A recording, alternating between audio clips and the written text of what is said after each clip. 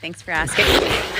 I live in a constant state of anxiety. My fight or flight has not deactivated in probably like 3 years.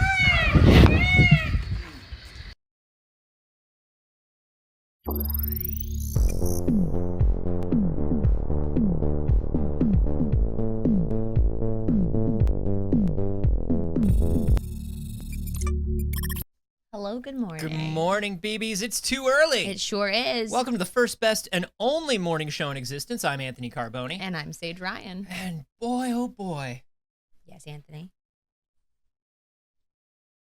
Alan Wake. We will get to the Alan Wake. We can have a little Alan Wake today as a treat. Really, though, just a little. Just the littlest bit of Alan Wake. Just a tiny bit. Anthony, I'm getting a tattoo today. A tattoo? Oh, is it a Ben's break? It is not a Bainsbreak tattoo yet. I Gotta wait for the friends that are accompanying me with that. And I have that being like, that has to be proper designed because Sure. Vince made up some weird symbols that we have to follow for it. Yeah, of course. Unsurprising. Today is Friday the 13th. Happy Friday the 13th to you all. And I'm getting a little Friday the 13th tattoo. What you gonna get? I'm gonna get a little ghost. Yeah? Yeah, to go with your little bat? Yeah. One, because I like ghosts. And guys, don't put too much pressure on tattoos. Let it just be something you like. It's okay. Because whatever it is that's super important to you right now also probably will not be super important to you eventually. And the other thing is also, that is my cat's name, is Ghost. Yes. My boy. My first cat. My sweet boy, my familiar. Used to be a co-producer on the show. Yeah. Unfortunately, he had to step away for other business. He had to step away further now, leaving the entire responsibility of the show to Dagger. No wonder we're always late. Wow. Saige, I got a news. What is your news? A Star Wars celebration. Yeah. I'm gonna be there Of course. the whole time, Yeah. live, Yes. all day, every day. Every day? YouTube.com/a-Star-War. Yeah. That's the official URL for Star Wars. YouTube.com/a-Star-War. A Star War. Yeah, one Star War. Yeah, gonna be there live, me and Andy, and then also we're gonna be coming back, but then we've got like a whole new crew with us, including Hector Navarro. Yes. And Christina Ariel. Yes. And friends of the show. And Kristen Baver, friend of me. Very exciting. So it's a very exciting time. So we'll be there live from Anaheim doing all the Star War. So it's good. It'll be fun to be back and fun to be doing a Star War again. Congratulations, Anthony. Chat's very excited for Thank you. And you and I will be doing a Star War on Wednesday. We will be doing a little Star War on Wednesday. Just a little bit of a Star War on Just a bit of a Wednesday. Star War on Wednesday. We're doing, have they announced it yet? Yeah, they did. Yeah. That's right. Barrett tweeted about it. We're doing a watch of episode 3. An extended cut that has some of Clone Wars cut in. Barrett is watching the extended cut. Well, I'm not going to watch something different. Are we all going to watch the same thing? No. What? We're just going to watch the regular version. Barrett's doing it because Barrett's weird and he wants to have all that stuff in his head. Baby, I already got all that stuff in my head. I might watch it. Watch the 4-hour cut if that's, if that's what you're into. I might do Do it. it. I've never done it. I've watched, you know what? Here's the thing. I've watched a lot of Clone Wars. I've watched a lot of Star Wars. I've watched all the Star Wars. And, I think I know what's in that director's cut. Sure. That'd be fun. I I love a little extra homework for fun. am in the midst of my rewatch of, like, as much Star Wars as possible before Celebration, just to get it all in my head. I like to rewatch all the movies. Yeah. So what are you at right now? I am actually on Revenge of the Sith. Oh. Convenient. Yeah, and I do have to take some notes because when we do this at Kind of Funny, I'm the person that's going to be leading us through scene by scene. Right. So I do have to have all of the scenes fresh and ready to go in my brain. But it's going to be fun. It's going to be fun to do a Star War. A real Star Wars-y couple of weeks ahead of you. A real Star War couple of weeks, Oh, Lots of Kittens is going to be there. Hi, Lots of Kittens. Yeah, say hello. Very hello. Exciting. All right, let's get into the news. Let's get into some news. Get that door out of my way. Get that door out of my way. In my way. How dare that door? Everybody, one of the big things that Twitter was blowing up about yesterday was the Dead Space Twitter account tweeted this, not like attempted cryptic, but not very cryptic. It's just a remake of Dead Space. Yeah. They are remaking Dead Space. It is set to release on January 27th, 2023. That's a pretty far out release date. Mm-hmm. We've talked about this before. We've shown a little bit of their work in progress on it. It's a proper remake, which I'm excited about. They've been putting a lot of work into it. Yeah. Kind of rebuilding the whole thing from scratch, which has been good. Very interested to see what they tweak, what they change, what stays, what goes. They say they want it to be faithful to the original game, but it's got that Unreal 5 look to it. Yeah. Bunch of new assets and stuff. We'll see. We'll see. Were you a big Dead Space person? I forget. Not a huge Dead Space person, no. Just don't have a ton of playtime in it, honestly. But when it comes to this release date, obviously this is further out than we would have expected from the initial pieces of production that we were looking at. January 27th, 2023. That's almost 8 months away. Yeah, a bit. But if they are really doing, I mean, they were showing even redoing the the rust on the walls from scratch. Yeah. Like if they're redoing every texture and stuff like that, it's essentially a new game, and that does make it. I mean, mostly a new game, and that makes it like kind of a new AAA game, which means this is, a 2-year production cycle makes sense. A 2-year production cycle does make sense. Do you think seeing a date, like a specific date, January 27th, 8 months out, I feel like usually it's like hey, it's coming winter 2023, right? Or especially over the last couple of years, I think it's nice to see. I mean, here's the thing. They can say coming winter, but we all know that behind closed doors, they're going to give a date to retailers. They're going to give a date to investors, and that's going to leak anyway. I'm not mad at having it. I'm wondering if we'll get it on that date. Because it's a bold move 8 months out. I think that we will. All right. I mean, look, who knows? Everything's been slipping. Release dates have been slipping. We're about to talk about 2 big ones that are slipping, but you'd like to think that with most of the game sort of, they're remaking it, but it already exists. You know what I mean? Like a lot of the problems that I think that you would face building this thing from scratch. Yeah. Perhaps they won't run into, and maybe it's even farther along than we think, and they're giving themselves a buffer because they want it to release in a window when it's a slow release window, So maybe it's like, oh, well, we were going to put it out in October, but now we're going to put it in January just for financial reasons. Who knows? Who can say? But are you excited? Are you a Dead Space person? I did enjoy the first couple Dead Space games a lot. Dead Space 3 wasn't really my thing, but the first 2 I really, really enjoyed, and I'm excited.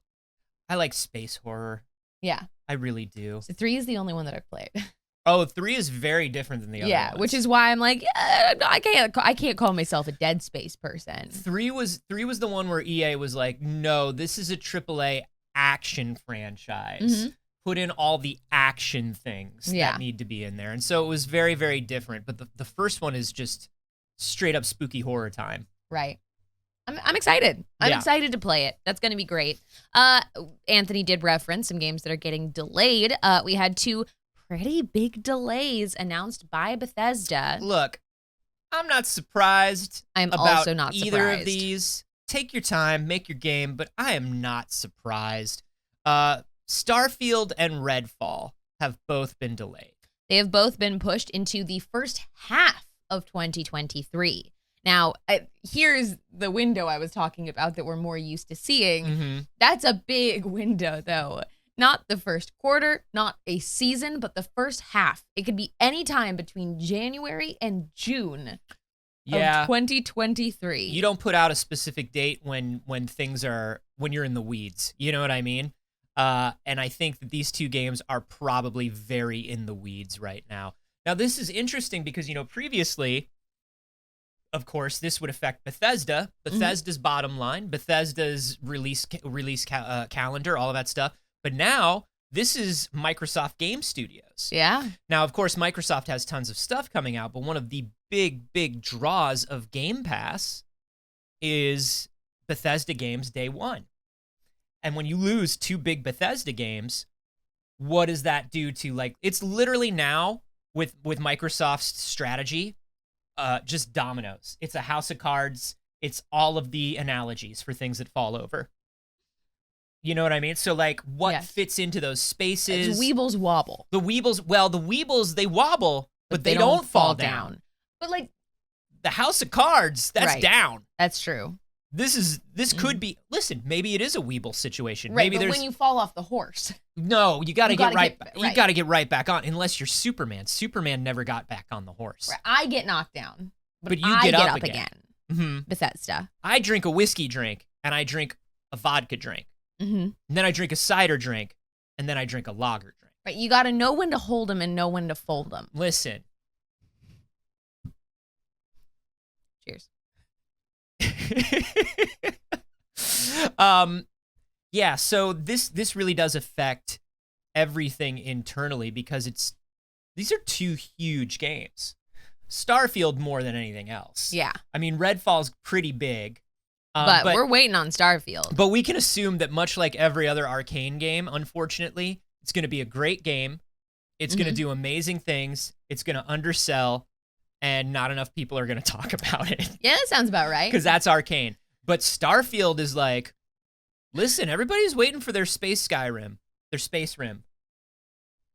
Space Rim sounds dirty. Yeah, I would say Skyrim doesn't sound dirty, but for some reason Space Rim sounds dirty. I think it's because maybe Skyrim's been around because it's Skyrim. Skyrim. It's not Skyrim. Yeah. If I say Skyrim, we're back to having an issue. Right, because you're enunciating the rim. It's the rim of it all. It's the rim of it all. I drink a whiskey drink.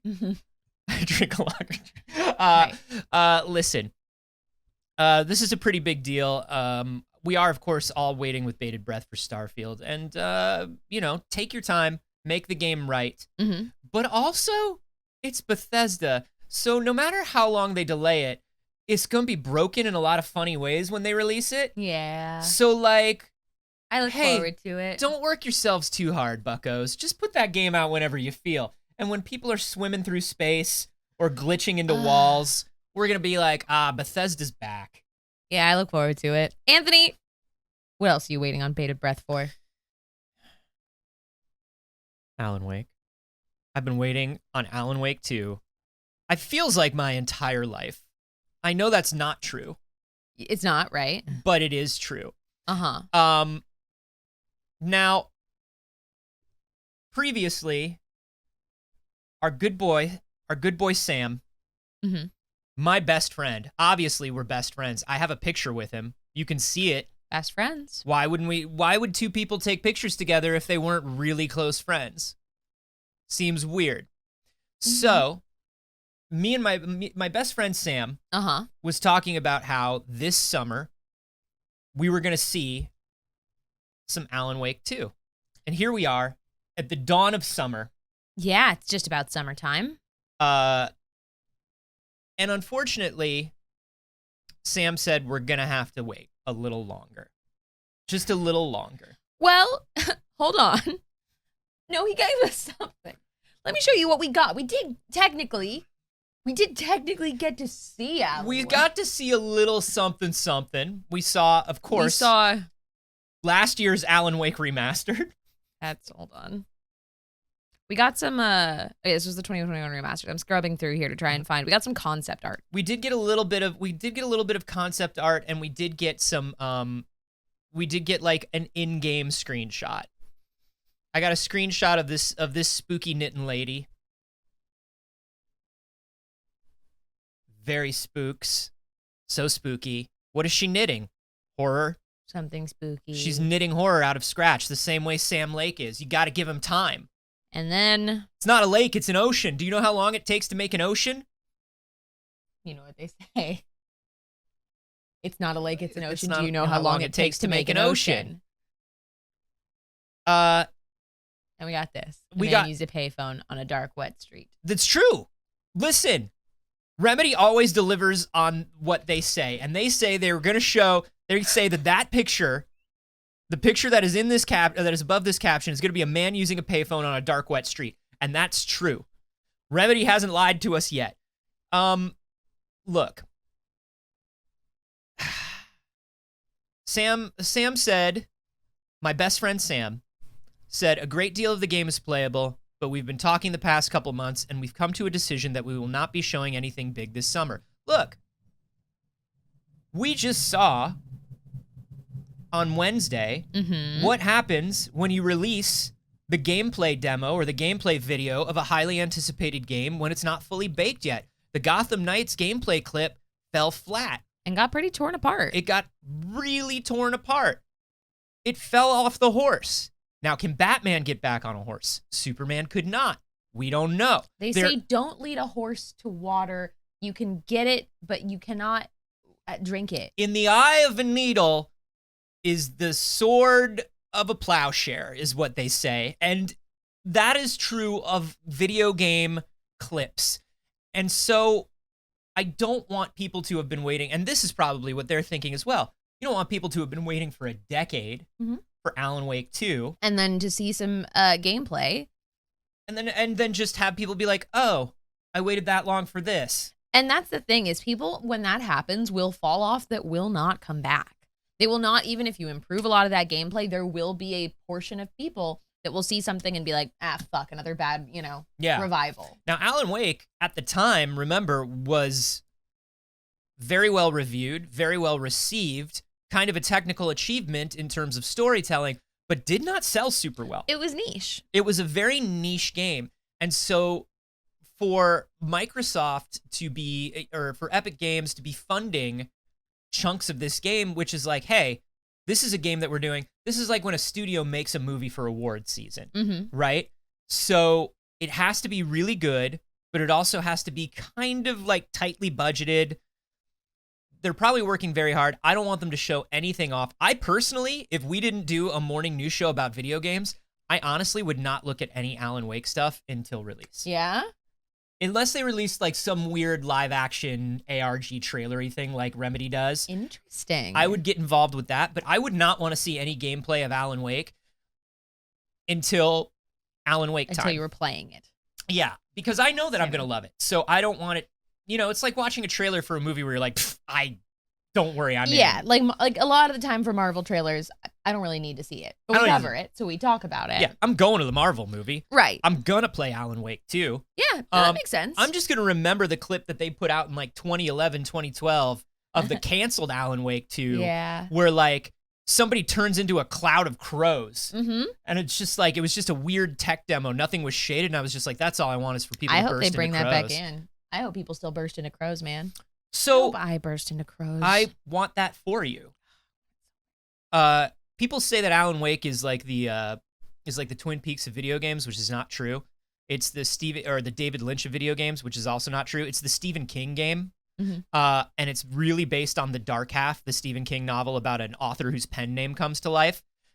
And people burst into crows in The Dark Half. And that's why when they put it into Alan Wake 2, I was like, holy shit. They're really doing it. They're really doing The Dark Half. You think that I can maybe burst into some crows? I want that for you, and I want you to know that Dagger and I believe that you can do anything you put your mind to. Like bursting into crows? Yes, absolutely. A murder?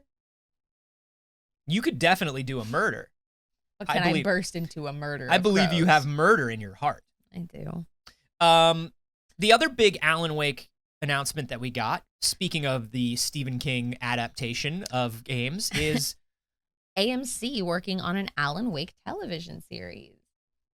I'm excited to hear it's AMC. Me too. I think AMC is an excellent fit for this. And I also think Alan Wake has like the richness for a television show. Right now, we are in the age of game adaptations to movies and shows. Everybody wants to adapt video game stories. It's everywhere. But I think Alan Wake is actually a good fit. It is one of them that makes sense to me and isn't just for the sake of adapting a popular video game. And I think AMC is a really good partner for it. AMC is, of course, losing the flagship Walking Dead show at the end of the year. The other Walking Dead universe shows are going to be continuing on. But they're definitely looking for something to fill that character-based, grounded horror niche thing that people think of when they think of particularly of early seasons of The Walking Dead. Yeah. Normal people that are put into a supernaturally horrific situation, but it's more about their interactions. That's very Alan Wake. So it's very exciting to see them do this. But also, it's doing it again, Saige. The hair standing on end. The Remedy connected universe is a very, very big deal. Because when you think about Alan Wake, Quantum Break, Control, all of these games are in a connected universe. Right. They are all based around one overarching thread of like physics-based universal dread and horror. And I love this because if Alan Wake takes off, we could go into any of those directions, right? Absolutely. Or they can all be into one series, potentially. It could be very, very good. It's very interesting. This is not the first time that there have been rumblings of an Alan Wake adaptation. Back in 2018, Peter Calloway, a producer behind Legion, was attached to potentially work on something, and I know how you love Legion. That would have been a perfect fit. That would have been that like trippy, just real mind fuck of it all. But that just never really came to fruition at all. Nothing really happened with it. Something tells me it had a lot to do with timing. And things like that too. Timing and money and other projects. But yeah, I think that Alan Wake wasn't quite at the cult following that it is now and the revival that we're seeing with the hype for this new game. And I also think that video game adaptations were a harder sell at the time. It was only a few years ago, but I mean, it's very easy to sell a video game adaptation right now. Sam, call me. Listen to me very carefully. I don't want to play Alan. I'm not right to play Alan. What I'd like to be is some weirdman in town. What I'd love to be is some weird boy that's in town, you know? Yeah. That's, you know, I just want to be like, you know how Bruce Campbell said if there was ever an Evil Dead remake, what he would want to be is the old man at the cabin that says, you kids better not go up to that cabin in the woods. Yes, of course. I just want to be a weird guy who's all like, you better bring your thermos or some shit like that. Okay, hear me out. We're known for becoming the official news coverage show of whatever it is we decide that we're very interested in that week. We could be the official Alan Wake news channel, obviously, Sam, as you know. Call me. We can do that. We have the choice to do that. That's up to us. Sam. And then a little It's Too Early feature in the Alan Wake series because we're the official news coverage show of Alan Wake. What if we were, okay, hear me out, the shows within shows within shows that happen. Maybe we're part of an episode of Night Springs. Right. Maybe we're big Maybe it's just a little commercial break. We're big Twilight Zone fans. Maybe, we are the locals who host the public access late night horror movie, like the public access version of Elvira. Right. Right? That's us. Maybe that's us. We show weird clips. IT on the radio while driving. Absolutely. We've got faces for radio. We definitely have, listen, I have a face for radio. Saige can be on whatever media she wants. But if you want to be safe, put us both on the radio. Because we come as a package deal. We do. Yeah. Amazon learned that. Amazon does know that. If you hire one of us, you got to hire both of us. If you give a mouse a cookie and it falls off a horse, you never look a gift horse in the mouth. You reap what you sow. And just think about that. I think Alonzo is also onto something. An Alan Wake TTRPG? Please, I would love that. Let's run it. I would love that. Let's do it, kids. Yeah, I mean, listen, if you think about the Bureau of Control going and visiting and like, because it doesn't have to be, you can't be Alan Wake in the Alan Wake TTRPG. Like, you can't. Alan Wake can be like an NPC, but like nobody can sit at the table and be Alan Wake. Sure. That's rude. No. That's extremely rude. It's more of a setting. It's more of a setting. A setting. Alan can be there. Look, here's the thing. This is very exciting.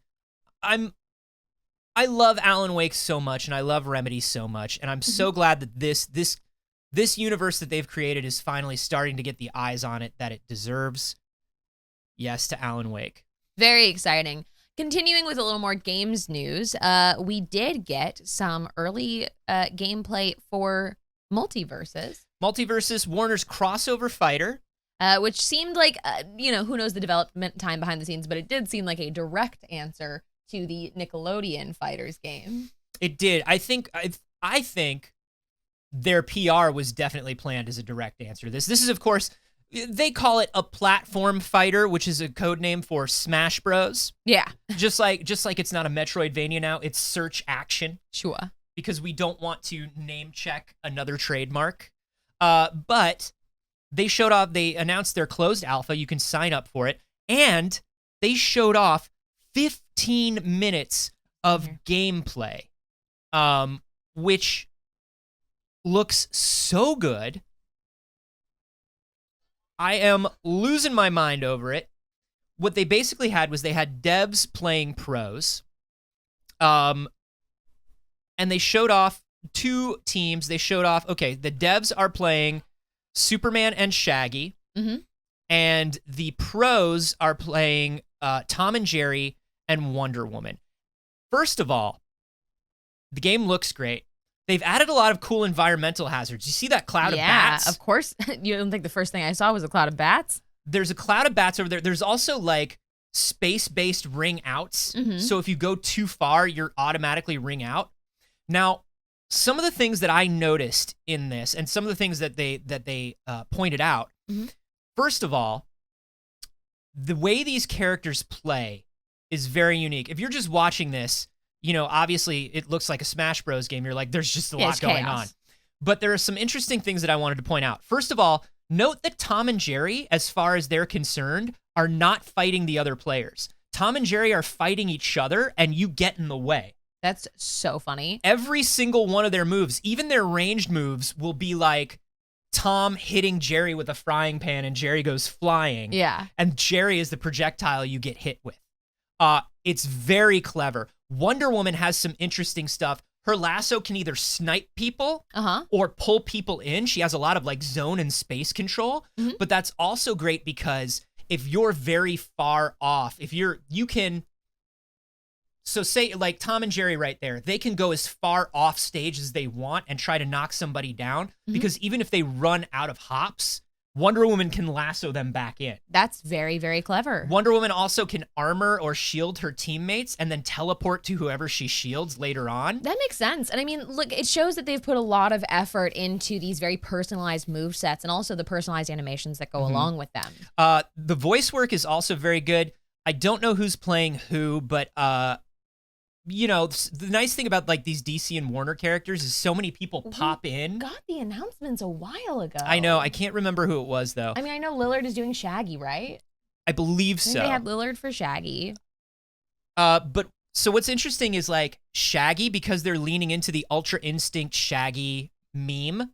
Shaggy literally plays like a Shonen Jump character. Yeah. So if you ever played those Shonen Jump or Naruto fighting games that were like basically Smash Bros. Yeah. He plays, if you watch him, his animations are pretty kind of Shaggy, but all of his movesets and the way he moves are very much like almost a Dragon Ball character, which makes sense. Also, the animations when people do get knocked down are so fun. There was like a, that's all, folks. And there was like the dog coming in. There's some Steven Universe ones where like the lion catches you and like there's some really fun stuff. I will say this, and I know exactly what you're going to say, Saige. The most boring character on the screen is Superman. Yes, absolutely. His moveset is not the greatest. I think, he mostly punches. He had some interesting laser eyes, but like, of course, you know. Yeah. He has his heat vision. He does have the ability. His hovers are stronger, and his ability to hop. He has like extra hops and stuff.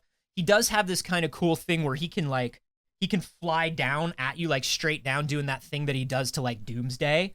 And knock you off screen, but then fly back up. Wow, he has a down smash. How original. I know, but he can fly back up afterwards, though, like a really far distance. Look, I'm not looking at this, and I'm not disappointed that Superman is boring. No, I think that they have really given us accuracy with these characters. I know. I think that they've done these characters justice by making Superman boring. I knew you would think so. You know?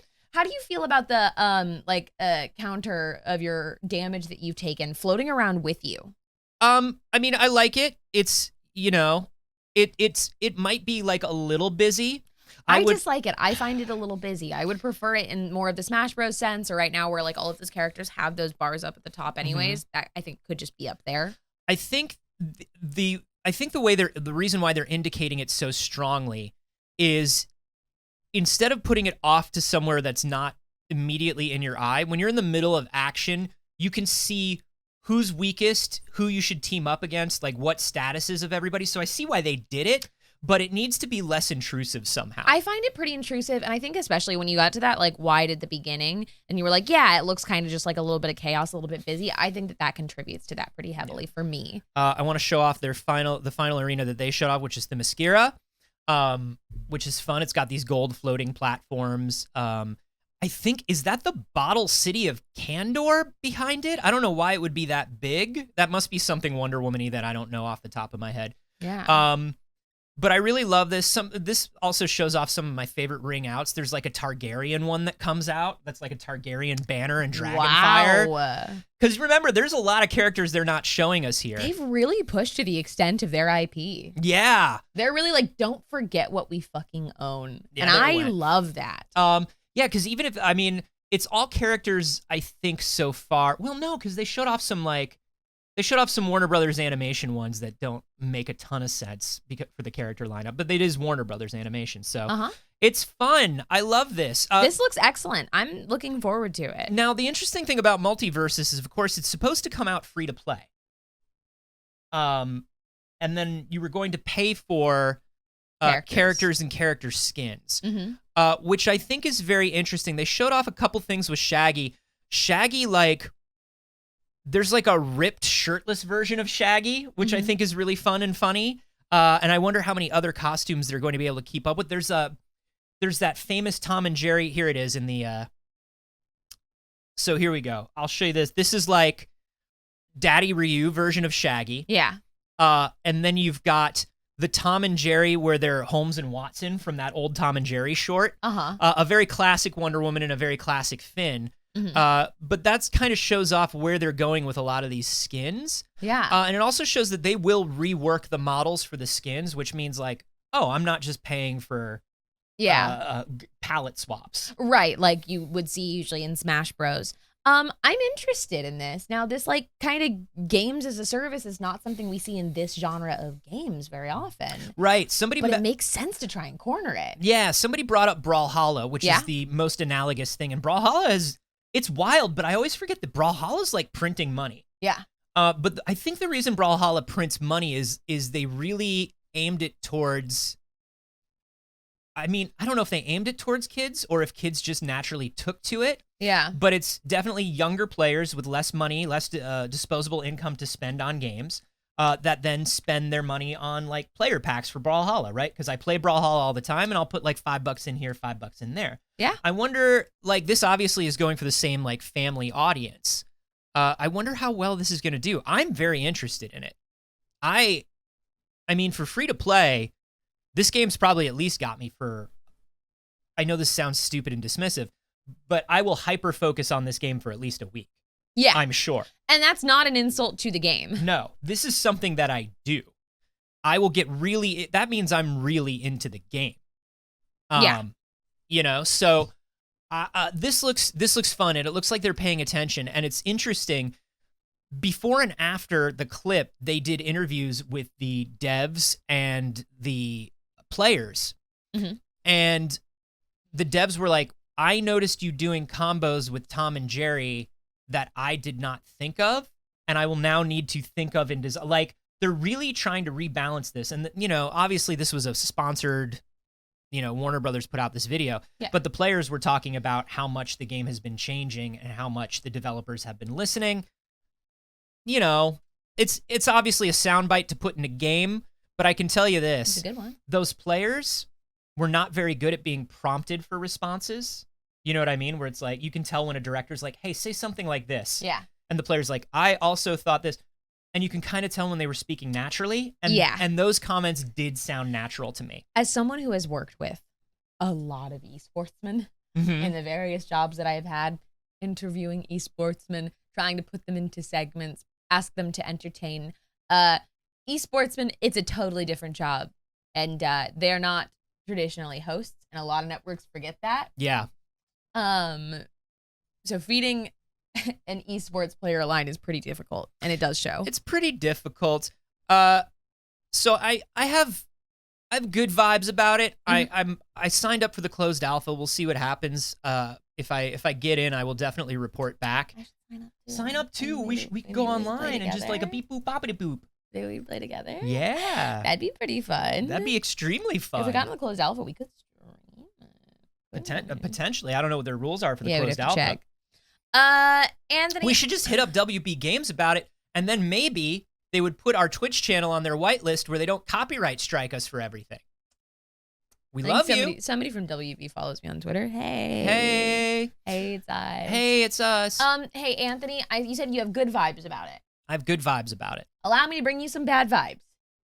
Shh, it's a wild decision for you to take to make as my Isn't friend, it? but go on. And yet, she persisted. Mm-hmm. Let's talk about NFTs because it's been a minute.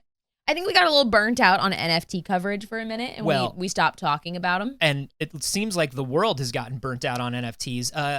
NFTs are selling for 92% less than they were a year ago. Crypto is crashing. My skin is clearing up. The sun is shining. Yeah. I'm back on the horse. Yeah.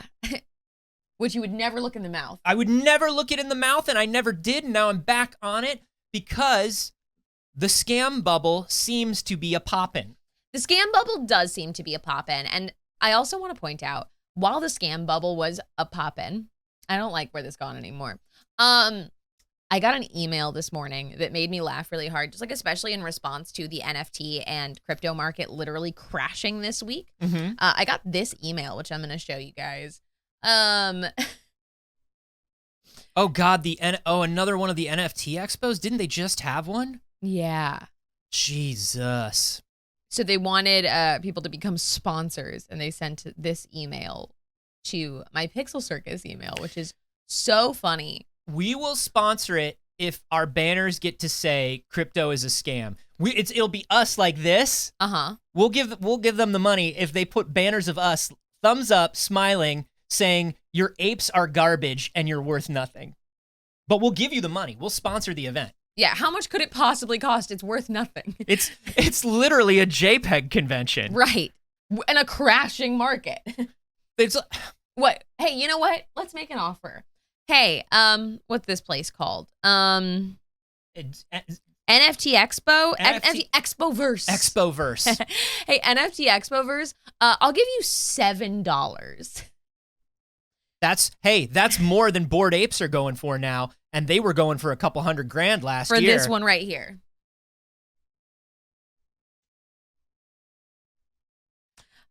So I did send a response, and unfortunately they were on like an automatic mailer system, and I said, wrong tree, crypto bro, NFTs are a scam, and you've clearly never seen our content. I love it. I love it. Because I just love to sass a crypto bro in the morning. But the reason we are talking about this, people are speculating on what crashed the crypto market. Mm-hmm. They refuse to, just know that it was a scam in the first place. Yeah. How could this have happened? It's almost like there was nothing guaranteeing money. The Emperor's clothes? Really? Never heard of it. Really? Are you sure? And as that was all happening, Mr. Bean announced that he was taking his first steps into the metaverse with a collection of 3,333 Mr. Bean NFTs. Mr. Bean literally tripped over the blockchain and broke it. It's the most Mr. Bean bit I've ever seen in my life. He tripped over the blockchain and broke it, and then he rolled over and got up and tried to keep it from falling. And like pulling the curtains down. Oh just my grabbing gosh. onto some NFTs. He's in a car that's too small. It's very good. What do the 3,333 people that want an Mr. Bean NFT look like? I mean, there aren't any. No. There aren't. What do they look like? They look like Rowan Atkinson and probably I don't know, his friends as a goof. You know what I mean? Like a bunch of the Monty Python guys buy one and then they email Rowan Atkinson. They're like, look at this idiot shit that I bought for idiots. And Rowan's like, nah, you got me. All right, true. You fucking got me. So FOMO Labs, the company behind this, has a Discord server. And they made a channel for specifically the Mr. Bean NFTs. Oh no! Oh no! Are you surprised? FOMO Labs. I feel like, though, NFT dudes definitely knew that they were doing that when they did it. 1,000%. They were definitely knew. you know, it's funny. Though they've never seen one in person.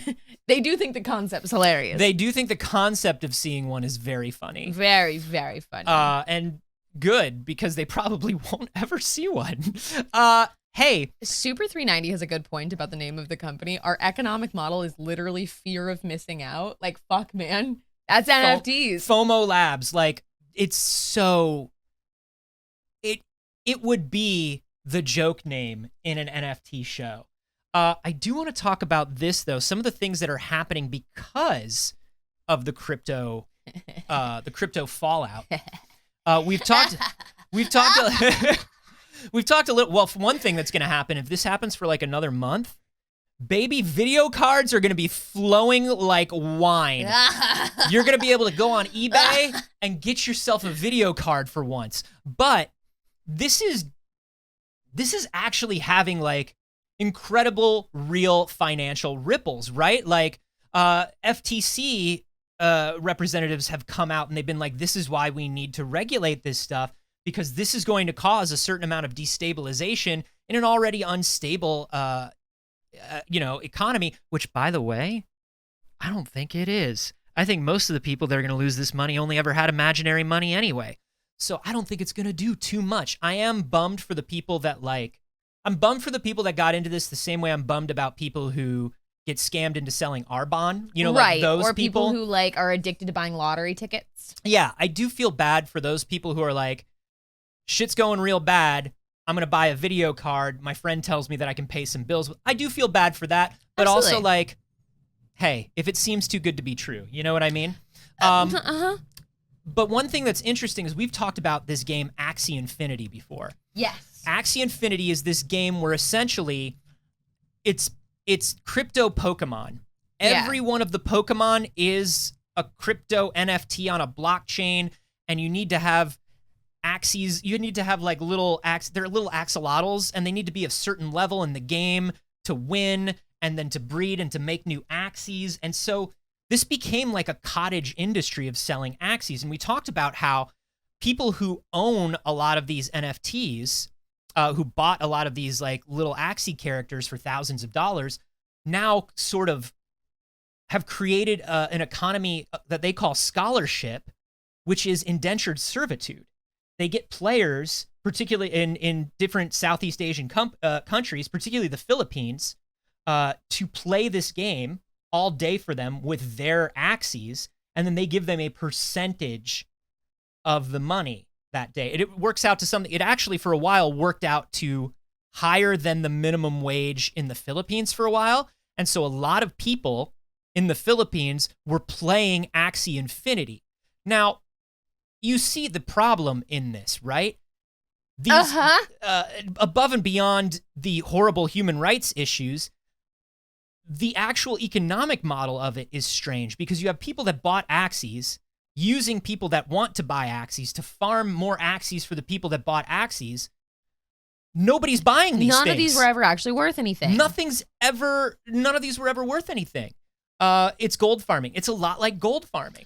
It's a lot like gold farming, but look, at least guys, at some point the gold standard existed, right? So like at some point gold had significance. Well, gold farming in World of Warcraft and stuff like that, when that used to happen. God, I think I meant people literally depending on gold now, because gold is essentially worth nothing now. Oh. I meant literal gold. Right. I think they were talking about World of Warcraft, but sure, go on. That makes more sense. Yeah. Guys, everybody's like, we can just make new money. The money keeps changing. No. Look, I don't like that our money is backed by our government. I don't like that. I don't like that one bit. But it has to be backed by something. Actually, that's a lot of economists are now saying that's not entirely true. And under the current system, we would have to change capitalism. System, yes. Currently, we can't just pretend capitalism doesn't exist. I hate capitalism more than the next guy. You know what I mean? But modern monetary theory does depend on literally until we change the thing. Yeah. The overall thing, we can't just pretend it isn't happening. Going back to Axie Infinity. Salty transition. No, I'm sorry. I didn't mean for it to be salty. Going back to Axie Infinity, the issue that's going on now is all of these Axies that were worth $3,000, $4,000 each, talking about being backed by something, they're now down to less than a penny. The currency that's hooked up to Axie Infinity is now down to less than a penny. The bottom has fallen out of the Axie Infinity market. It's pretty wild. Who here is surprised? It's pretty wild. Yeah, it's, and once again, if you were somebody that like liked playing, like in the Philippines, it was like, yeah, I'll play this game for 8 hours a day for money. This is a better job than I had.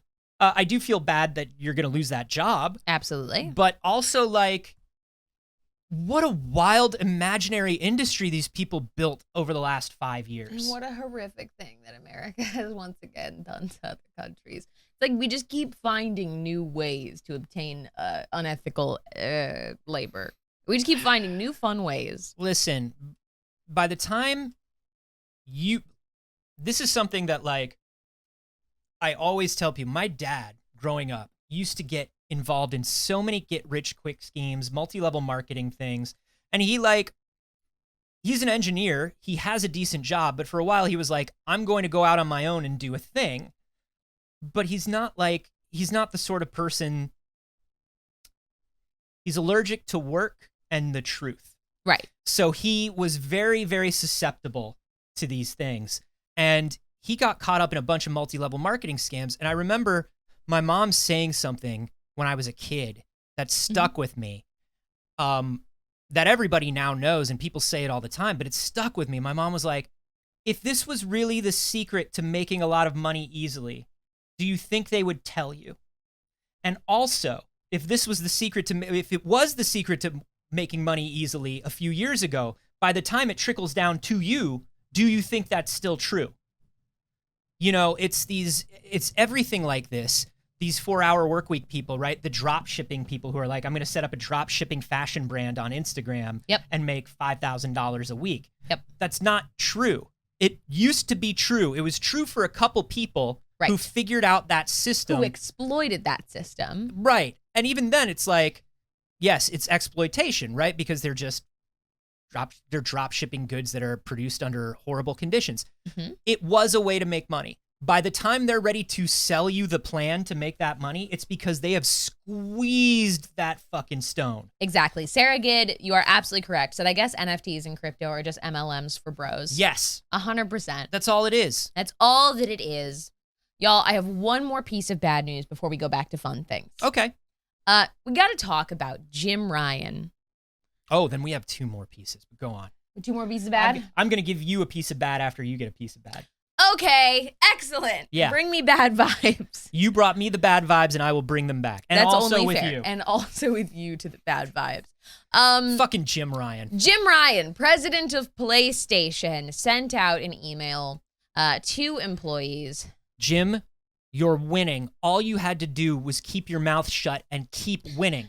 And he didn't! He instead sent paragraphs of stuff about cats for some reason in this email. Right. Really went on about cats and talked about it. And that seemed like it would be a fine email.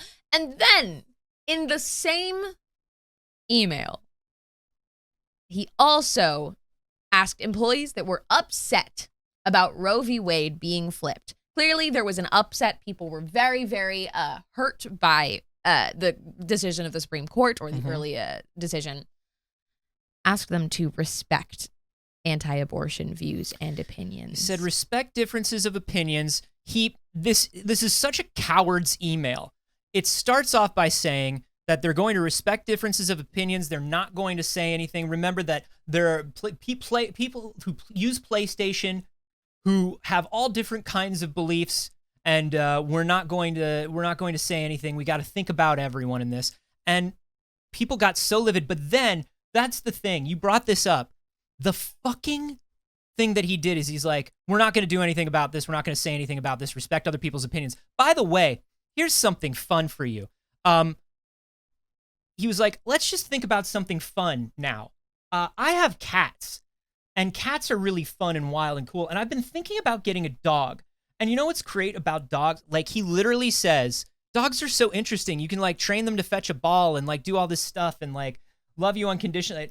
It was fucking wild. It was such a like, I don't know how to make this sound better, but I think as the CEO, it's my job to make this horrible thing sound better.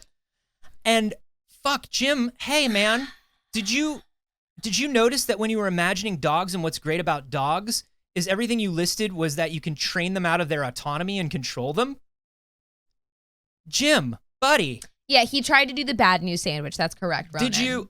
It was an open-faced bad news sandwich. Correct. But it wasn't even because it was like the sandwich is supposed to distract and make people feel kind of good. Yeah, the middle was just poison.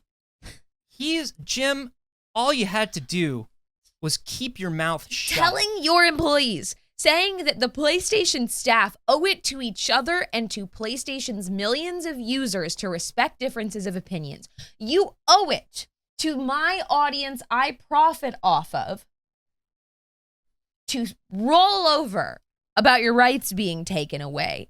The people of the PlayStation Network, the people sitting at their consoles today, deserve you to shut the fuck up about your rights. You know, I notice a lot of people, and by a lot of people, I mean a lot of people that look like me, saying keep politics out of video games. And so I think we should probably do that. Keep politics out of my uterus! This is fucking wild. I mean, particularly any company that at this point, look, a lot of companies have still been silent. And that's also cowardly. This is fucking evil cowardly. We have already seen, Mitch McConnell said the quiet part loud. He said, oh, we think we can, because they said, it's okay if the court strikes this down because states' rights. And then Mitch McConnell said, oh yeah, and we think we can get a nationwide ban from every state within 3 years. Yes. They want to take the rights away. Okay? Jim Ryan, buddy, baby, booby. This is not about respecting an audience. This is about disrespecting people's autonomy, people's freedom, and also the fucking feelings of your employees, of the people that you work with. You are not landed gentry, and the people who work at PlayStation are not your serfs. And this is a fucked up fucking email to send out. I cannot believe this. I am so insanely bummed about it. I'm so insanely bummed about it. Any hesitation at this point by any company to come out and say that this is wrong and we respect our employees and our employees' freedom, and also we respect the freedom of the people of this country that we fucking live in and work with, our friends and our families, and the rest of the members of our community. Any company that won't say that now, they are cowards that are worried about losing a minority of their money from a minority of the people who are horrible people anyway and are going to be dragged kicking and screaming into the future whether they like it or not. So keep your eye on your favorite companies and maybe ask them if they're going to make a statement or if they feel like it's appropriate. I don't know. Local elections happen in a couple weeks. Have you gotten your ballot? All those companies that are about to turn their profile pictures to a rainbow, ask them what they're doing for our rights. Remember that. When they start with their performative activism, ask where that was a couple weeks ago. Yeah. Ask where it was for. Ooh, it's gonna be so fucking good when Pride starts and we can be like, hey man, nice rainbow. Where were you last month? Where were you 2 months ago? Where have you been since the last rainbow month? That's one of my favorite games. Where were you since the last rainbow month? That's one of my favorite games to play with companies. Speaking of bad companies, this is the last bit of bad vibes news, but not necessarily the worst vibes. It seems like good things are happening. We talked a little bit about the classic games market and the inflation of classic gaming auctions a couple months ago. Okay. Wata, the company that basically does the grading of classic games, Mm-hmm. It was brought up by a lot of people. I think the first video that made waves with it was Carl Jobst, who put out a video about like, hey, why did that copy of Super Mario Brothers go for $1 million? That's like the most common game on the NES. Mm-hmm. Even boxed, even in shrink wrap, why $1 million? Yep. And when people started looking into it, Wata conspired with the largest auction houses of video games, Heritage Auctions, conspired for price inflations.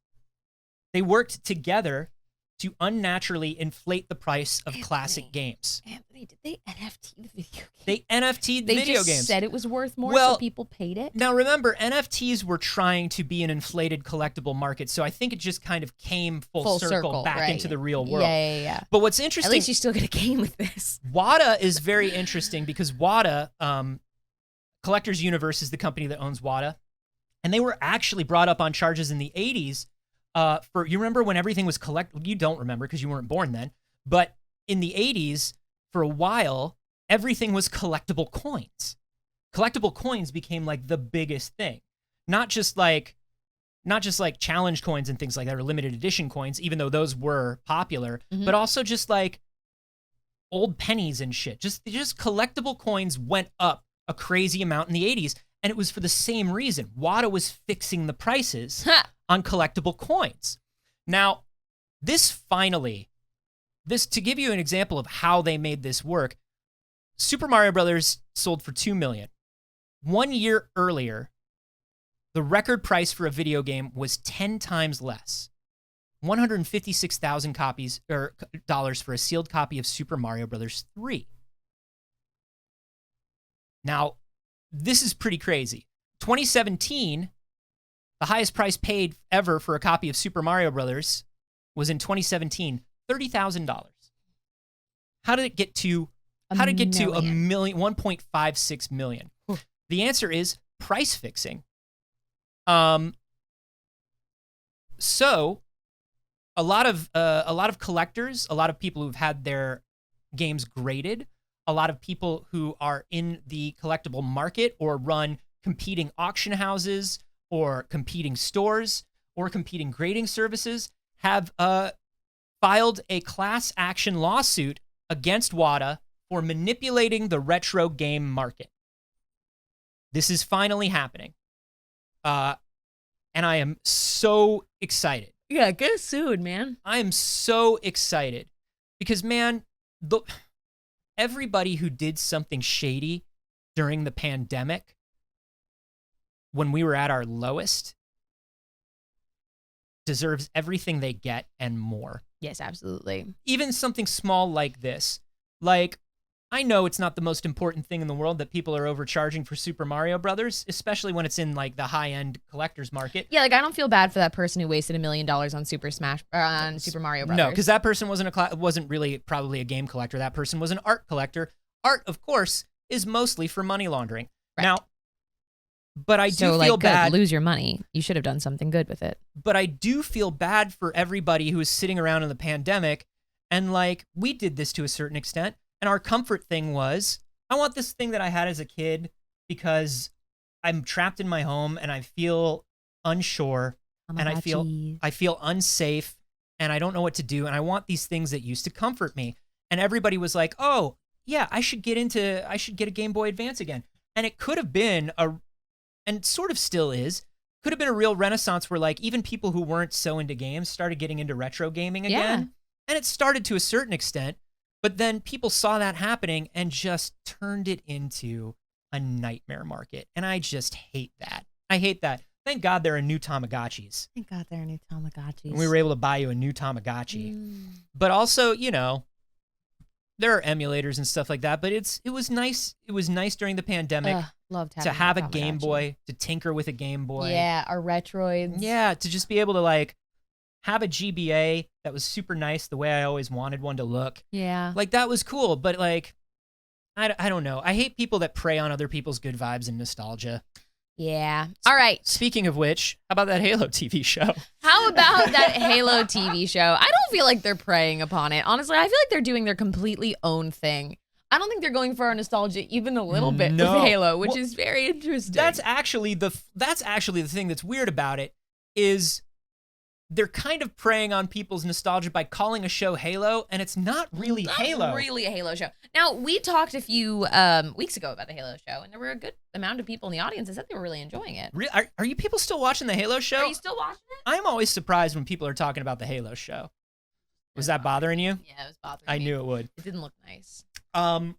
Now, they did say, Bungie was like, hey, or, 343 and everybody, they were like, hey, listen, this is not the same Halo universe because we told that story in the game. This is an alternate universe where things go differently, but it's similar characters. It just happens to be about Master Chief. Honestly, it's almost like a different show with just like stuff plugged in. You know what I mean? It's the shock treatment to the Rocky Horror Picture Show. Yes. Hey, this is the same cast and the same archetypes, but we're telling a totally different story. It's almost like when they used to make video game movies in the 90s and early 2000s. It's like the Resident Evil movies where it's like, we're calling it Resident Evil. That wasn't Resident But it's Evil. not right. We're just calling it that so you'll watch it, but we basically have an idea for a zombie movie. Maxter said, Halo is meh. I'm watching it, but it's more random Space Marine. Just why I haven't been watching it. Yeah, people who have never played Halo like the show is the pattern I've seen. Look, it's a big budget sci-fi kind of action drama. Yeah. Who Space wouldn't like Marine, that? Me. Sure. Space Marine's not my jam. Space Marine is not my jam. But here's something that, like... I knew when they announced a Halo show, I was like, it's going to be more militant than I'm interested in watching. Yeah, but like, when I say who doesn't like that, I mean like mainstream audience loves a big budget genre show that's done for adults, you know? Right. That's the big thing right now. To show how much everything is diverging from the games, Johnny Spartan did something that I know there's probably a lot of art of this on the internet, but I literally have never thought about it, never pictured it before in my life. Nah, I'm still not. Johnny Spartan had the sex. Now, I was going to give a spoiler warning before you said it. I didn't. Spoiler, Johnny Spartan has sex. We're not going to give any real spoilers for the show. We can't. We ain't even Halo fucks. Yeah. Do you know what was missing from Halo? The fucking. Now, the internet has been ablaze about this. First, they were like, holy shit, he took off his helmet. Mm-hmm. Oh my God. Which had to happen. And then they said, holy shit, he took off his pants. Now, I feel... Because that was a while ago. This was a previous episode. Yeah. The going ass out was not this episode. Which, like, I'm not a Halo lore nerd, but isn't there supposed to be a thing where Johnny Spartan is, like, painfully screwed into his Mjolnir armor or something, and he, like, sleeps in a Bacta tank or some shit? What the fuck is going on with Johnny Spartan? Can't he like not survive outside of the suit because he's got these bones are made of iron or something? I'm gonna be honest. My idea of Halo lore is if you drive a warthog out past those boundaries, you get blown up in Halo 2. That's what I know. That's Halo lore to me. I know how to go the wrong direction in Halo and get everybody mad. No, he can take it off. Okay. Look, he was gonna. I thought when they first started doing this Halo show, we talked about like, oh, it'd be cool if Johnny Spartan was not really like the main character, at least for the first season. Yeah. Right. Build up the rest of these Marines, make it a show about them, and Johnny Spartan is sort of your Superman, your Voltron, your Megazord, who shows up at the end of things every once in a while and sort of like fixes shit. Right. Mm-hmm. Comes in, kicks ass, leaves. And then we start learning more about him after we're attached to these characters. They went the other way. They said, what if Johnny Spartan was a real boy? Yeah. And not like tied to anything. Like he's just a boy. Blank slate boy. Johnny Spartan, I can tell you this. Here's what we know about Johnny Spartan after 87 Halo games. He wants to stop the flood, and also he loves his Siri. And like Flannel Fries also said he just prefers to be in the suit like a never nude. There are dozens of them. Oh, yeah. That's what we know. We know he cares very much about his PDA and his little Palm Pilot, and we know that. Well, now he cares about a different kind of PDA. You know what I mean? And he wants to shoot until we're free. This apparently is going like in a completely different direction where he takes off his helmet all the time. He's hanging out. Mhm. He's not the only Spartan left. He's fucking aliens like he's Captain Kirk. Yeah. I love it. I love it because I'm not a Halo guy and I'm like, yeah, do it. Whatever. Do whatever you want to this character. I want to see how people react. So I'm going to give a proper spoiler warning here because I'm going to tell you a little more about what actually happened, who the scene is with, etc. So, Whoop, whoop. this is we'll do that again when we're done with the spoilers. Yeah, if this mods- is like a really important show to you. Yeah, mods will let you know when we're clear. So, the scene is not a particularly graphic. They said it was a pretty tame sex scene. Maki, that might be how it's pronounced, is a human who was kidnapped by the Covenant antagonists at a young age and deemed to be their chosen one. Absorbed into the hierarchy is who the scene is with. Cool. And she's a spy. He hooked up with a human that lives with aliens and is a spy. Something that's really weird is they say that Cortana is watching. Is just there. Like she's just hanging out, like she's just watching. Like, and once again, Cortana, did you get permission? Is Maki into that? I don't know. Feels weird. They show almost nothing. Kotaku describes the Cortana thing as just kind of stands there watching with a mixture of emotions that are entirely indiscernible due to the uncanny valley. Well, the Halo show is still going on Paramount Plus. Hey, if you signed up for Halo and now you're like, ah, fuck, may I recommend Strange New Worlds? Great new Star Trek. Spoilers done. Anyway, in other, it's not really TV news, but it's kind of TV news. This is an adaptation that made me question everything I'm into. Do I like football now? I wondered to myself. No. Because somebody at the LA Chargers had the idea I saw this. This is so weird. to create for their season announcement an anime opening for the Chargers. Folks, I don't know. So loud.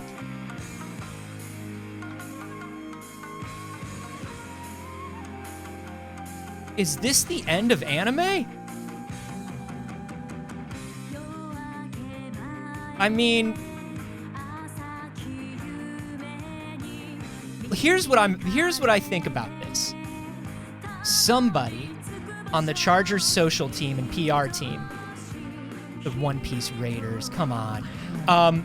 Somebody on the Chargers social team was pushing for this for so long and made it happen. Somebody on the Chargers social team was like, no, I know you don't understand. We have to do this. And probably I would like to think that they resigned after this. After Yeah, getting that was done. it. They That said this was my magnum opus. they got it done and they walked away. I mean,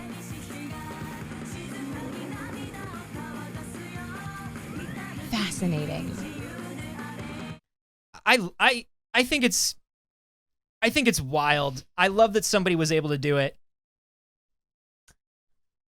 I think like I feel pandered to. a bit, yeah, like, but it's funny because The like tweet felt very pandery. it did. It felt very pandery to me. It did not land for me personally. I think it's because there's somebody who wanted to be social at like Funimation or Crunchyroll or something like that who wound up at the Chargers and is like, I'm going to make this happen. This Even is the the kind of tweet I'm tweet- supposed to be doing. Even like the way that the tweet was written, it just felt like they went on TikTok once and like this feels like someone talking down to Gen Z. You know what I mean? Like the yes, yes, yes in the shape of a no. Yeah. Like it all is coming across real weird and false to me. It is an incredibly corporate brand tweet. The thing that just makes it wild is somebody got the money. That was not a cheap thing to do. And somebody got the money to make it happen as an anime. And somebody just pointed out in the live studio audience that what's funny is like half their audience is only getting half of the stuff that's in that video, and the other half is getting the other half. I don't understand any of the football references. Same. I understand all of the anime references. Right. And through that, I can sort of infer who these football teams are.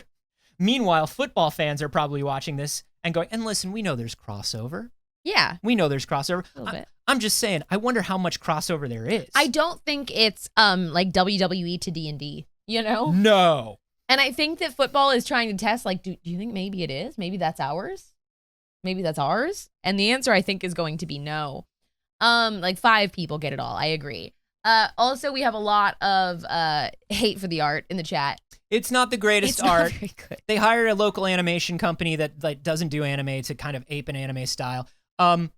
This video, do The you one know who was sitting with his legs crossed, those shoes look wonky as fuck. They did look like me trying to draw shoes. this video is for Mike Daniels, who's an NFL player who I met at the Anime Awards because he was a presenter. Mike Daniels is happy. I don't remember what team Mike is on. I'm sorry, Mike. I love you. Again, we get the anime part, not the sports part. Yeah, but I'm glad that he got that video. We've got a couple interesting Netflix things. We do have a couple of interesting Netflix things. Let's start with the gaming related. We did get a new trailer for the Netflix Resident Evil project. You gonna play it on yours? Oh yeah, I can do that. You just vibing, man. I'm just vibing. You're just there vibing. You know what? Honestly, can I be real with you? Yeah. I drifted off for a second. I don't know what happened. I was just gone for a moment. Hey, well, welcome back. Couldn't even tell you what I was thinking about. Probably football. Probably football. I'm usually thinking about football. Yeah, he's always thinking about football. So let me make sure that's We on. got a 1:17 second trailer. New Raccoon City. So that's fun. Because what does that mean about old Raccoon City? I mean, we know. This, of course, but it sets it in a time where we're like, oh, okay. I don't mind a more sciencey, futuristic approach to Resident No. Evil since we've played Raccoon City so much and seen so much of it. Yeah. Now this, of course, is the show that's about the Weskers, which is great. That's the... That's the mirror. Wesker? Yeah. Wesker is at Umbrella Corp. Yeah, that's what it is. Yeah. Important family. Yeah, important family to Resident Evil. But I like that it's going back and forth between pre-outbreak and post-outbreak. I Yeah. mean, look, a lot of people are trying to capitalize on where are people going after The Walking Dead ends. Yeah, absolutely. And I think actually this series might have a good chance at it. This trailer looked good to me. I'm not huge on zombies. For television shows, I think No. it might be that medical things actually freak me out. Yeah. So a lot of the medical settings of like infections and stuff like that are not my favorite area of horror. And also zombies, you know? Yeah. I think zombies can be very, very good, but it's rare. Yeah, I think, zombie as a genre is not interesting. You have to do something interesting with zombies. Yeah. The focus on the Wesker family and what they do as sort of Umbrella releases all of this evil shit. That's I'm kind intrigued. of cool. I wonder, all these people that are rushing to fill this Walking Dead like void. Yeah. AMC with Alan Wake is kind of doing it in an interesting way where it's like, no. What are the themes? What's the feeling that we want? We want people to have a show that has the same feeling. And other people are going to be missing their zombies. And it's like, It's not about zombies. Right. It's about family. Very interesting. I mean, and we don't know what the vibe of the Alan Wake show is going to be. I don't see Alan Wake I think it's being mostly the same zombies. vibe. I don't see Alan Wake being the same vibe as The Walking Dead, personally. No, it's going to be a little more. tonally. It's going to be a little more surreal, and it's going to be a little. Parts of it are going to be sillier. Yeah. Although The Walking Dead could have its silly moments, but I think that very The Walking rarely. Dead very rarely means to be silly, yeah, that's true. That's true. but unintentional silly. all In the time. additional, was this a Netflix, or did they just say that it's happening? I thought it was a Netflix. Maybe we only have a Netflix, Maybe only on Netflix. but we do have. Let's just say this. Welcome to entertainment news. Pew. Cute. This is pretty wild to me. They announced a sequel to Spinal Tap. Can I tell you a little story, Anthony? I would love it if you did. Yesterday, Netflix. I was wandering about in my local magic shop, as in like trinkets, candles, and stones, not cards. Mm-hmm. And I'm perusing the candles when I hear the man behind the counter go, "They're doing a new Spinal Tap," and that's how I found out about this Spinal Tap sequel that they're making. And then he's out there for a good 5 minutes, just being like, "This looks awesome. They're doing a new Spinal Tap, guys. Did you hear they're doing a new Spinal Tap?" It's so wild to me. It's been like 40 years, or it's gonna come out in 2024 for the 40th anniversary. Basically the entire original cast is back, including Harry Shearer, who famously is one of the worst people in the world to work with, and nobody wanted to work with him in Hollywood anymore for a while. Ooh. But he's back. Michael McKean is back. Christopher Guest. I can't believe Rob Reiner is directing. Rob Reiner's gonna after 40 years, and he'll be back as the documentarian too. Like he's gonna be back in playing his part. How old is Rob Reiner? Rob Reiner's. They're all old. They're all so old. We just gotta. Oh. We gotta look at this together. Actually, yeah. I'm gonna divert from this story really quickly. I just started typing in how old is, Nice. and this is the autocomplete. The first one is Putin, 69 years old, followed by Queen Elizabeth, the Earth, Joe Biden. So they're in age order. Yeah, Tom Holland, Tom Holland is an eldritch horror. Nezuko, Tom Brady, and is I Show Speed. Yeah. And how old is Speed? I think it's kind of fascinating. Like, it's 75. fascinating to me that they're going to do another Spinal Tap, and it's obviously going to be, they used to be the biggest band in the world, and they're doing their reunion tour, and they have, you know what I mean? You can see how this is going to be set up. Yeah. And just the idea of the fact that, like, all of these ancient bands that are still touring, like the Stones and people like that, it could be funny. Yeah. All these people are still very funny. Yeah. I'm not against this at all. Spinal Tap was something that, like, my siblings really loved growing up, so it was on in the house a lot. Mm-hmm. I can picture the DVD to Spinal Tap always sitting, like, out and around the television. But I don't have enough attachment to feel protective over it, if that makes sense. So I'm like, Right. this could be fun as hell. Now- This is Spinal Tap is hilarious and fun. I found out about Spinal Tap, I think, because for their 20th anniversary, they released an album, and they actually played the video on MTV. Wow. Their album was called Break Like the Wind. And I remember they put it out, and they put out a video, and I was like, who is this band Spinal Tap? And my mom was like, Spinal Tap's not a real band. I was like, they've got a Never video. know. I was like, they've got a video on TV right now. And she's like, what are you talking? Oh my God, it's Spinal Tap. And she got very excited, and I didn't know why. That's very funny. And then I watched the film, and I was like, this is a very good movie. They gave some, like, Rob Reiner, of course, plays the documentary filmmaker in Spinal Tap, but also is acting as himself when he's announcing this movie. Right. So he's like, when it was announced that Spinal Tap would reunite for one final concert, Marty DeBurgi, who is his character, saw this as a chance to make things right with the band, who viewed This Is Spinal Tap as a hatchet job. So he left his position as visiting adjunct teacher's assistant at the Ed Wood School of Cinematic Arts in pursuit of film history. That's kind of funny. I think it'll be great. I think it's going to be pretty I'm looking good. forward to it. I think it's kind of cool. And I think that is all of the news that we have time for today. Oh, I want to do one more. Can we do one more? Can we just do one more? Okay. We also have a Patreon clip I today. know. We're going to do a Patreon.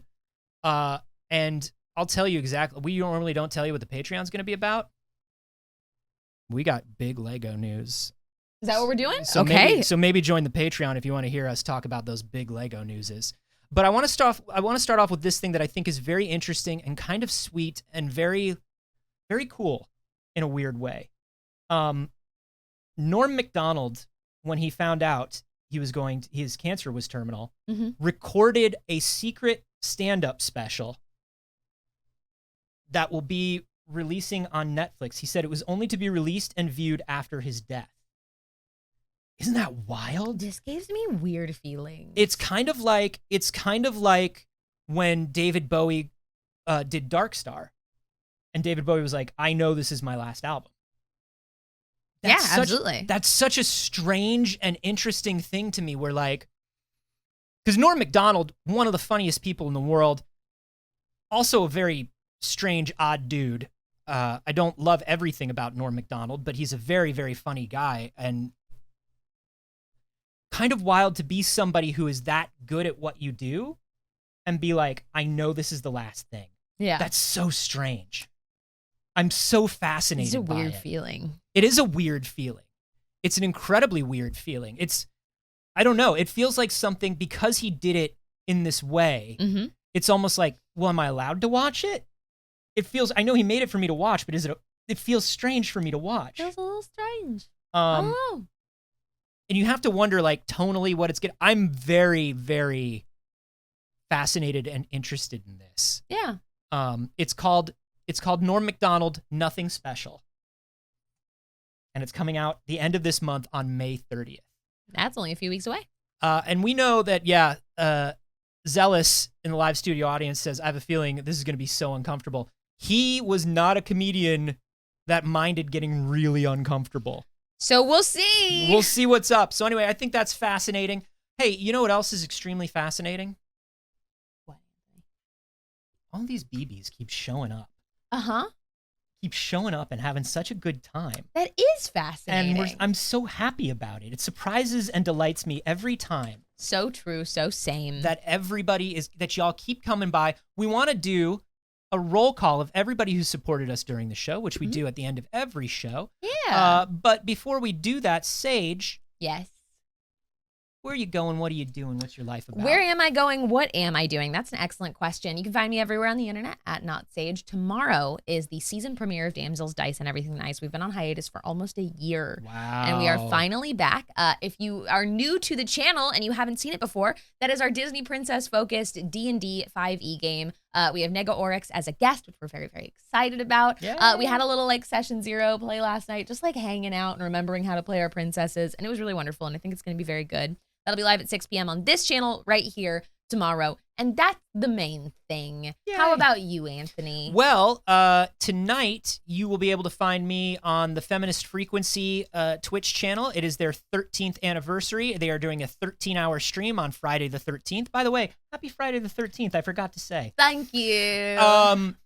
Hug your local goth. It's a horror-themed charity stream to support them. They are a nonprofit, and also to support their new hotline, their text hotline that they have for supporting people who are being harassed or mistreated in the video games industry. It's a great cause. We know that people are being mistreated. So they run this as a nonprofit. Anybody can text it at any time in the video game space to get the help that they need, and I think that's wonderful. I will be streaming from 8 to 10 p.m. Pacific tonight. That is twitch.tv/ is it FemFreak or Feminist Frequency? Let me make sure real quick. But while I'm making sure that, you should know that they're going all day. They've got a bunch of lovely people, including, I believe, Greg Miller and Snowbike Mike are going to be taking over the moment we end this show, probably around 10 a.m. It is FemFreak, FEMFREQ. So come watch. I think I'm going to be playing some of those PS1 horror games that we're talking about, the ones that are made to look like PS1 horror games. I think I'm going to bring out a couple of those and show off some that people should be playing that are on itch. So come check that out. And of course, you can find me everywhere on the internet at a Carboni, except for here on Twitch, where I'm at Anthony Carboni. Twitch, you cowards, it's mine. Give it back to me. And We Have Concerns is moving to Mondays, so there's no new We Have Concerns today, but follow that anyway. That's my science comedy podcast with Jeff Kanata. Let's talk about good beans. Let's talk about these good beans. Thank you so much for supporting during the show today. Obviously, there's a lot of non-monetary ways to support the show as well. We're about to talk about some monetary ones. There's also people who have supported us in the past, and we thank you for that as well. But you can join the Discord for free. You can just show up and watch the show for free. That's what we make it for. You can do things like post about it on Twitter. Actually, I would like to shout out somebody who did post it on Twitter this morning to come and watch the show. Thank you to Hannah Wall. very much for tweeting about the show this morning. Oh my gosh, you have no idea how much it means when you all just share out the show to new people. That's very cool of you. That's how new BBs find their way to us. Megasorio, thank you so much for that 5-month resub. Said, I love it here. Hey, us too. Yay. Martinis42 at 6. Thank you for that 8-month resub. Said, always such an amazing show. Thank you for rocking the internet. I think it's martinis for 2 at 6. Like 2 people are sitting down for martinis at 6 p.m. That makes sense. I don't Also know, gifting though. a sub to Morn. Thank you so very much for gifting that sub, Martinis. Grunby Steen for 20 months. That is so many months. I think you like us. You get an R2D2. Wow, for that. That's so long. Your R2D2 wow sounds a little like Toad. Yeah. Tyler Firestorm for 3 months. Thank you for coming back for another month. Gwen XYZ for 3 months as well. Said happy to be here and support the best morning show online. So Yay. true. You're not wrong. Ronan, is that a joke or is that real? We're going to assume that it's real. Getting Mo done, resubscribing for 15 months, saying, that's a lot of months. That's a lot of months. We were just going to say that. How did you know? Flying Queso with the resub for 6 months, saying, hello there. Hello there. Hello there. General Kenobi. M. Jason O for 10 months. The Evie for 2 months said, listening and lurking while I'm working. Happy Friday, ITE. Thank you very much. And Jay Swedler with the resub, with the Prime sub, taking a little money out of the Beezy pockets for 6 months. And Emily13 resubbing for 7 months, saying, happy 8 a.m. And also with you. Have a wonderful rest of your days, friends. We will see you on Monday. Unless you're a patron. Which we'll see you right now. That starts at $5 a month to get a bonus clip from It's Too Early every week. There's normal show week. We love you. Goodbye, friends. Bye, BBs.